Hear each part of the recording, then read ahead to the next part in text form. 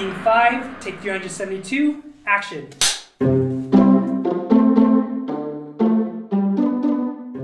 Hey guys, I'm Kristen and this is Vin. And we know you're a passionate young reporter just like us. We know you're probably plotting your next photograph or photo report right now. We've been there before and we got some tips and tricks to share with you. First tip, stop using a camera from 1965. You weren't even born then. These days, we all have a powerful camera right in our pocket. Just because technology's changed, it doesn't mean it's all you need. You need lighting, you need composition, but most of all, you need a great story. So check out our Writing 101 video on how to find that great story and angle. But once you have that, how do you photograph that? Well, I should know, so here's how. Wow. Step 1. What's the story behind your photograph? Photojournalism is different from other kinds of photography and journalism. If you're entering a photo in the photography category, you need to get one of those great photos that capture an entire story with a click. As the saying goes, a picture is worth 100 words. Think long and hard if photography is the best medium to convey your story. You could get lucky and have something exciting happen right under your nose. If that's the case, pull out your emergency camera, aka your phone, and snap away.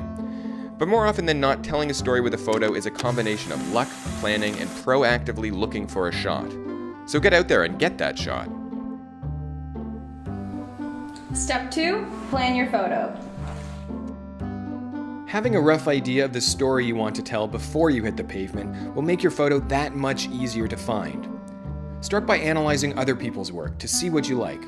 You could pick up random papers or learn straight from the masters. Check out websites like the New York Times, Thomson Reuters, National Geographic, and World Press Photo. That's where all the great photo reporters publish their work. What makes their photos so amazing? What draws you to a particular photo? What is the story it's trying to tell? Step 3, lighting. Generally speaking, shoot with the sun behind you. Better yet, shoot in the golden hour. The golden hour is a short period after sunrise or just before sunset, during which daylight is redder and softer compared to when the sun is higher in the sky. The colors on your photos will pop out in all sorts of beautiful hues. Avoid photographing when the sun is at its highest in the sky, typically between 11 a.m. and 4 p.m. Step 4, depth of field. In optics, depth of field is the distance between the nearest and farthest objects in a scene that appear acceptably sharp. Textures, colors, and contrasts look much richer when you achieve a good depth of field. There are a couple of simple tricks to do this. You could take a photo in such a way that you have two objects in the frame at two clearly different distances. Or you can just move close to the object. Don't use your zoom, use your feet. Move closer.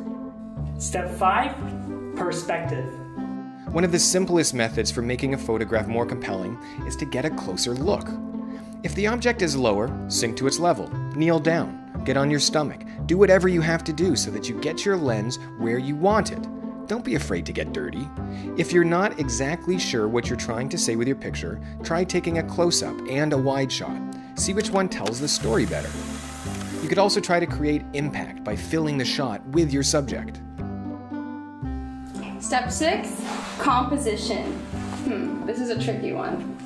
Well, composition is a masterclass. Professional photographers struggle with it every day and often have to stop to think, so don't expect to get it right the first time, but keep a few of these in mind.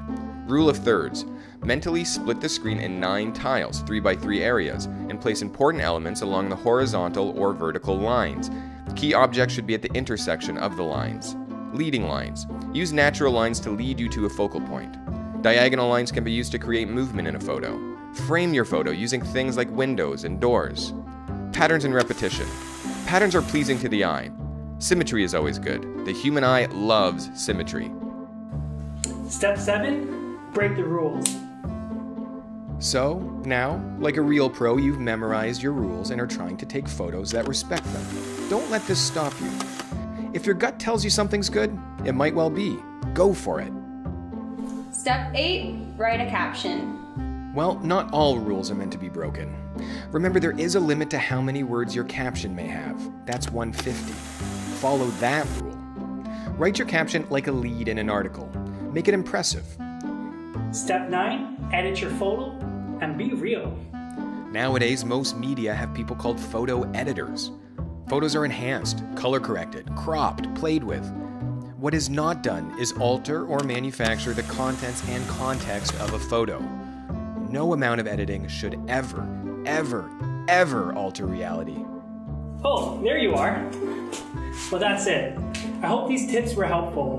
Wherever you are, get that camera ready. Go out and take some shots. Wait, can I say cut this time? Sure. Wait, how do you work this? Vin? Wait for me!